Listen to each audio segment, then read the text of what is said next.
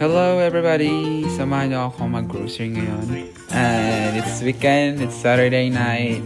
Kakagising ko lang and let's go! Maulan nga pala ngayon and dito tayo bibili sa Dollar General kasi mayroon tayong coupons na $5 off pag umabot tayo ng 25. So let's get in!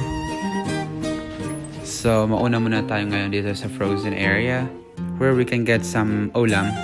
Dito, you will usually see the pizza na naka-frozen lang. Ganyan. But, I don't wanna get that. Dito tayo sa vegetables kasi wala tayong ulam. Lahat broccoli. Ay, hindi nga kaya na corn kasi. Hindi ko corn out pula kasi. And then, yogurt. I've been thinking about getting one of this actually kasi I like yogurt as a breakfast, light siya sa tummy. And also, medyo matagal-tagal nang hindi na ako nakapag-yogurt.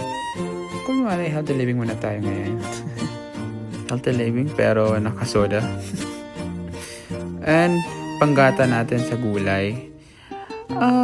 We've been looking for like gata ng niyog. Kaso kahit saan kami pumunta, wala talaga kami makita ganun dito. Maybe sa online, pero saka na.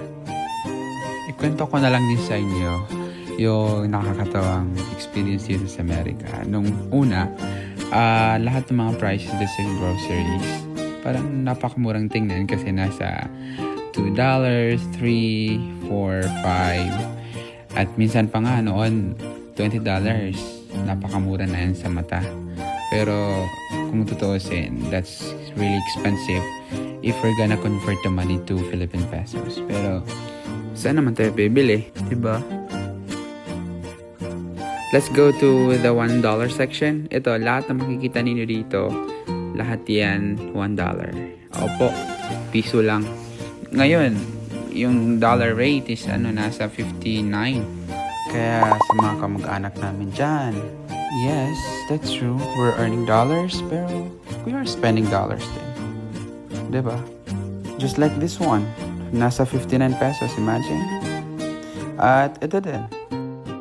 Nung una talaga, nagkakalculate ako every single time. Pero ngayon, hindi na. And let's go to the cashier. Bayad tayo.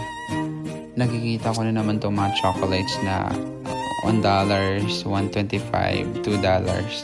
Nakakasilaw tingnan.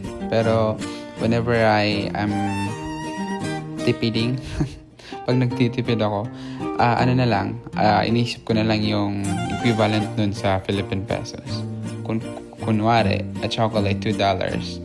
Oh my God, that will cost me 150 pesos. Isang chocolate. No. So, I would say na may benefit din yung pag-convert kasi nakakatipid siya ng gastos. A-flash ko nga din pala yung isa sa mga pangarap ko noon. Nakita ko rin sa K-dramas. Yung pag nagbabayad sila, they're using their phone. And here, na-apply ko na sa wakas. Uy! And ito, we're going home. Tara!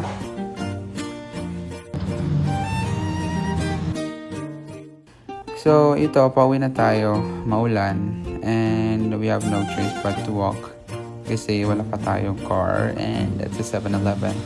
Malapit lang yun sa amin, like 5 minutes walk. Pero, yun nga, nakakatamad lumabas pag malamig. Pero in fairness ngayong gabi, hindi siya malamig. Like, umuulan siya. As you can see, walang snow, diba? Kasi nag-melt na siya yan kahapon. This winter kasi parang fluctuating yung temperature. And finally, here we are. Medyo mabigat yung mga dala namin kasi it's been a while since we spent like $50 and we got $10 discount. Bye!